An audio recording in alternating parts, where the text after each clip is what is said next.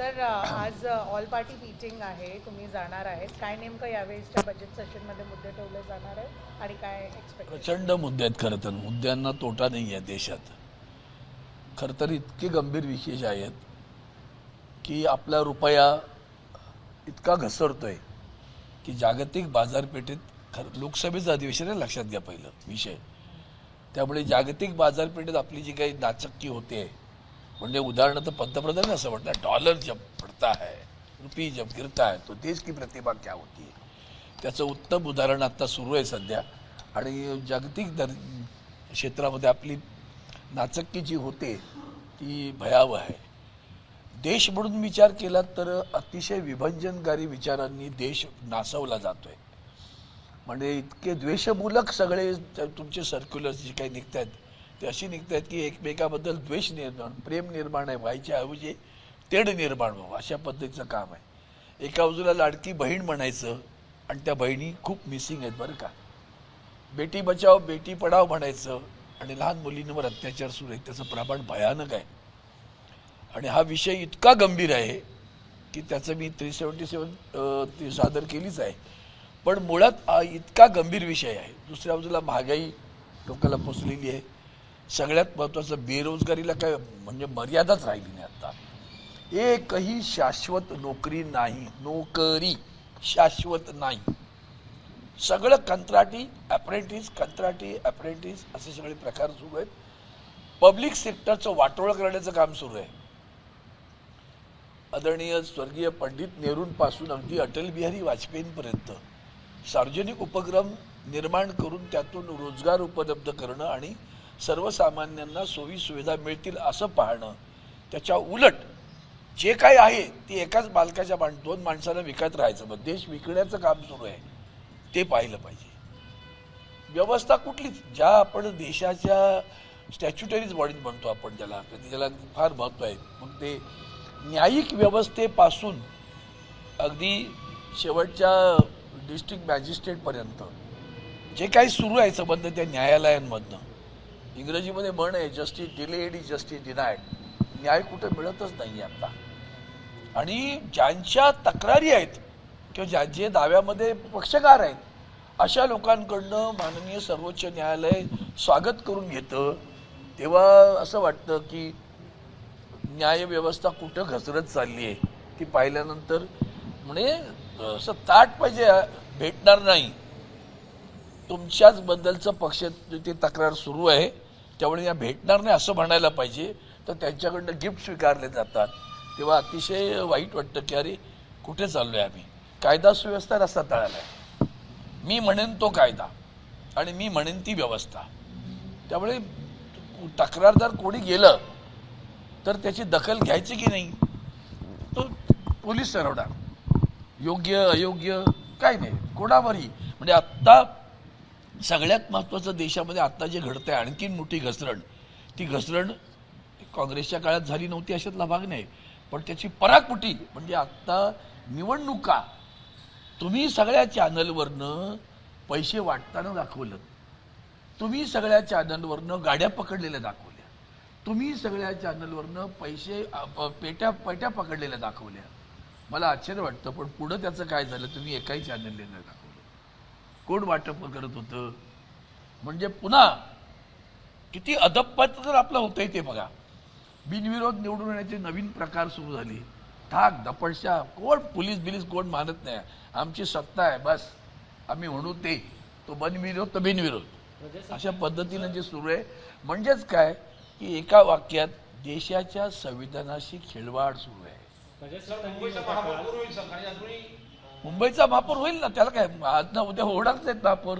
पाहिलंय ना त्यांच्यात का त्यांना आम्हाला विचारण्यापेक्षा ज्यांचे आकडे मोठे आले त्यांना पहिल्यांदा विचारायला. आमचं असं तर आम्ही केव्हाच सांगून मोकळे झालो असतो. ज्यांना गट स्थापन अजून नाही करता आलाय त्यांचा गट सुद्धा स्थापन करून त्याचं रजिस्ट्रेशन आजही झालेलं नाही. शिवसेनेचे शिंदे गटाचे लोक आज बाळासाहेबांच्या स्मृतीवरती जाऊन अभिवादन करणार आहेत. नंतर कोकण भवनला भेट. मला वाटतं जर वेगळंच काहीतरी असतं ना तर तो आत्मा बाहेरून यांना लातेने मारेल. गद्दारांना तोडदवा असं त्याच शिवतीर्थावर वंदनीय हिंदू हृदय सम्राट शिवसेना प्रमुख श्रीमान बाळासाहेब ठाकरेंनी सांगितलेलं आहे, गद्दार जाऊन तिथे पाया पडतायत. कशाचं द्योतक आहे, कशाचं द्योतक आहे बघा. म्हणजेच वैचारिक पातळी राहिली नाही. आम्ही बाळासाहेबांचे विचार घेऊन संबंध नाही तुमचा, दुरान्वयाने तुमचा आणि वंदनीय शिवसेना प्रमुखांच्या विचाराशी काही काडीचाही संबंध नाही. तुमचा संबंध फक्त सत्तेशी आहे.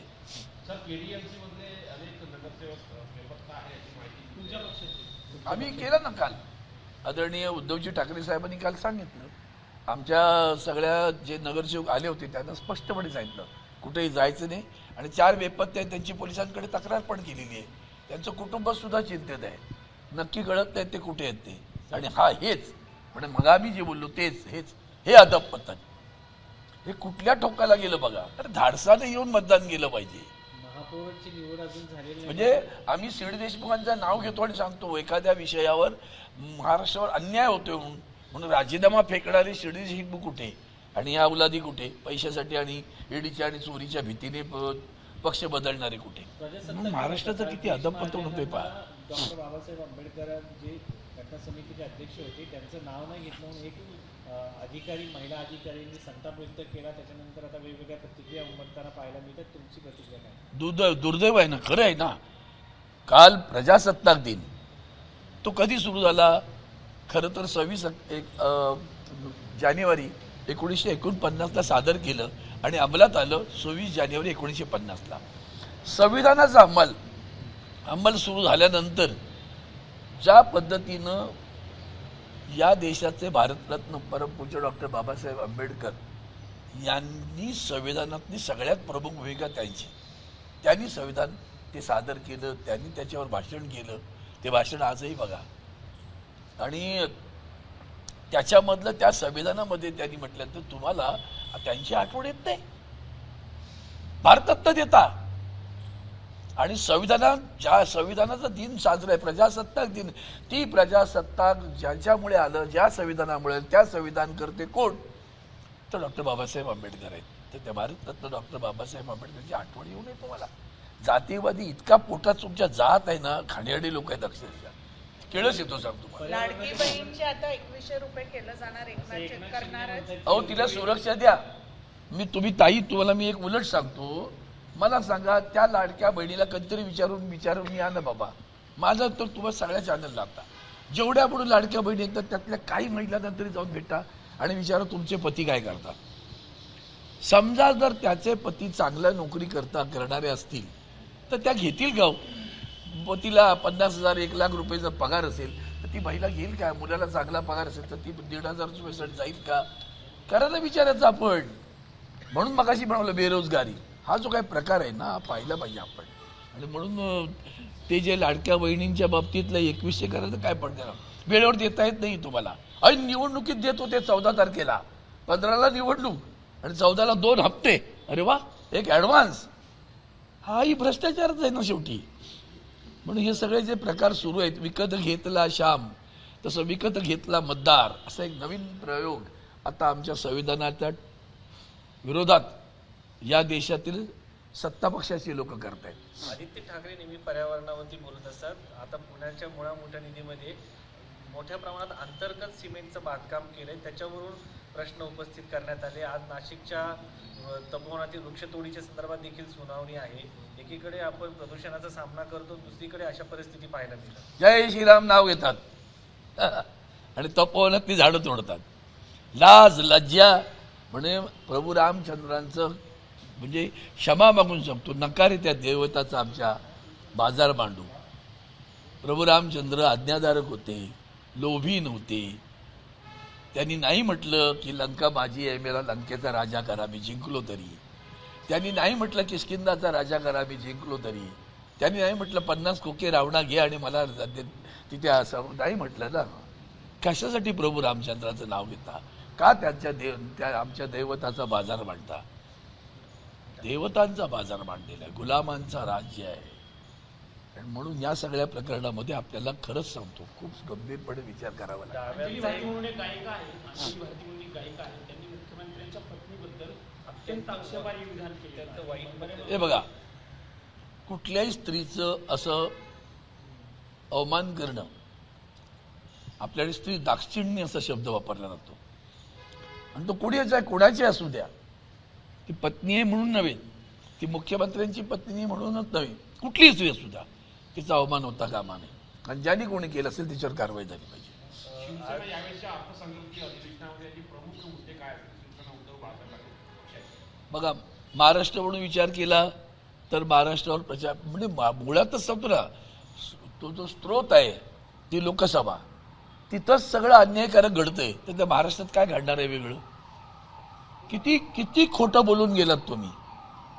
वेदांत फॉक्सकॉन गेलं तर तुम्ही सांगितलं होतं सगळ्यात मोठा उद्योग आणून देतो, आला का? मुख्यमंत्र्यांनी 30 लाख आता दावोसला गेले सगळे, ते मुंबईतल्या जवळपास असणारे सगळे उद्योग तिथे जाऊन सह्या केल्या. कशाचीच म्हणजे लाज लज्जा राहिलेली नाही आहे आणि बस लोकांना फेकत राहायचं आणि करत राहायचं. म्हणून मगाशी मी म्हणालो, मुद्दा महत्त्वाचा बेरोजगारीचा आहे, महागाईचा आहे. आज आपल्या प्रिय मित्र ट्रम्प यांनी आपल्यावर जी प्रियपणे 500% टॅरिफ लावण्याचा जो विचार केलाय, कधी केलं का? त्या व्यापारी आमचे, खास करून ज्वेलरीमधल्या लोकांचं सगळ्यात जास्त त्यांचं नुकसान झालेलं आहे. स्टील इंडस्ट्रीजचं झालेलं आहे, IT इंडस्ट्रीमध्ये त्या याच्यामध्ये सगळ्यात मोठं नुकसान होतं आहे. कल्पना आहे का तुम्हाला की IT मधल्या नोकऱ्या गेल्या? काल ॲमेझॉनने पण नोकरीवरनं काढून टाकलं 8-10 हजार लोकांना, इन्फोसिसनं काढलं, विप्रोने काढलं, टाटाने काढलं. नोकऱ्या गेल्या, वाढल्या नाही. बरं, बेरोजगारांचं प्रमाण भयानक आहे आणि मग तो गंभीर प्रश्न आहे देशापुढचा. डाव्यांचा एक मोर्चा मुंबईकडे वाटचाल करताना पाहायला मिळतोय. विविध मागण्यांसाठी ते रस्त्यावरती उतरलेले आहेत आणि त्यांचं म्हणणं आहे की तुम्ही जे आश्वासन दिले सरकारच्या वतीने ते लागू करा, त्यासाठी आम्हाला मोर्चा काढावा लागतो. आश्वासन अंमलबजावणी करण्यासाठी हे सरकार आहे काय? त्यांचं मूळच इकडे आहे ना, पंतप्रधान. 15 लाखापासून सुरुवात होईल. बरं, नेसूचं पण राहणार नाही तुमचं, एवढी आश्वासनं खोटी तुम्ही देऊन ठेवली आहेत. म्हणून फेकू असा जो शब्द आहे ना, तो वरपासून खालपर्यंत सगळ्यांना लागू आहे. भारतीय जनता पार्टी म्हणजे फेकू पार्टीचे सगळे फेकू प्रमुख. नवीन काय नाही त्याच्यावर. कोर्टाने हे कळल्यानंतर विकास गोगावले गप्प बसणार नाही असं त्यांचं म्हणणं आहे. विरोधकांना विकास गोगावले ज्यांना अटक झाली होती, भरत शेठ गोगावले यांचे चिरंजीव, ते म्हणतात खाणेरडी लोक आहे. ते पुत्र बघा काय. म्हणून मी आता 2 मिनिटांपूर्वी बोललो होतो, न्यायिक व्यवस्थेचं अधपतन का हो? मिळत नाही का बेपत्ता? आणि न्यायालयाने ताशेरे झाडल्यानंतर हजर करून ताबडतोब दुसऱ्या दिवशी जामीन, आणि जो विरोधी पक्षाचा असता तर जामीनच मिळाला नसता. मग न्यायालयाला सुद्धा माझा प्रश्न आहे, अंतर्मुख व्हा. बरं, राजकारणी देशाचं वाटोळ करत असतील ना, तर रामशास्त्री प्रभुणे म्हणून त्यांना जाग्यावर आणा. ते राहिलं बाजूला, बाई मी विकत घेतला श्याम, आता पुढे मी ते दुसरं बोलणार नाही. अशा प्रकारचं वातावरण सगळं देशभर चालू आहे. बरं, युजीसीच्या नियमांवरती खूप गदारोळ माजलेला आहे. युजीसीच्या नियमांमध्ये ओबीसी आणि SC/ST विरुद्ध ओपन कॅटेगरी, जनरल कॅटेगरी असा मला वाटतं, मला खूप आठवण येते वंदनीय शिवसेना काय दैवत होतं. नाही आमच्या देशाला कळलं आज. ते म्हणायचे मी 2च जाती मांडतो, एक गरीब आणि श्रीमंत. गरीब कुठल्याही जातीचा, पातीचा, पंथाचा, धर्माचा असू द्या, त्याचं उत्थापन करणं हे आमचं कर्तव्य आहे. आणि आम्ही म्हणून मंडल आयोगाच्या वेळेस त्यांची जी भूमिका होती ते आता कळत असेल की देशभर जाती जाती जाती जाती जाती, ते 50% अजून संपत्ती उरलेल्यांचं आरक्षण मिळत नाही आहे, ते रस्त्यावर आहेत. आणि या सगळ्या पार्श्वभूमीवर तुम्ही UGC विद्वान लोकांनी जे काही नवीन प्रकार केलेत, तुम्ही तेढ निर्माण करताय की सलोखा निर्माण करताय? म्हणजे आम्ही विद्यार्थी, तुम्ही, मी, काळे, प्रशांत, आम्ही कोणाला विचारत नाही. आम्ही कॉलेजमध्ये आहोत सगळेजण, आणि आम्ही एकमेकाला जात नाही विचारत. चहा प्यायला बसतो, नाश्ता करतो, खेळतो, बागडतो, अभ्यास करतो. आज आम्हाला आठवणार आहे मी OBC आहे, हा SC आहे, तो ब्राह्मण आहे. कशासाठी करताय? संविधानात आहे ना त्यांना तरतुदी, त्यावर ते जातील. असं एखाद्या कुणी अन्याय केलं तर. पण हे जाणीवपूर्वक दाखवायचं एक की आम्ही यांना न्याय देण्यासाठी हे सगळं करतोय. तुम्ही तेढ निर्माण करताय.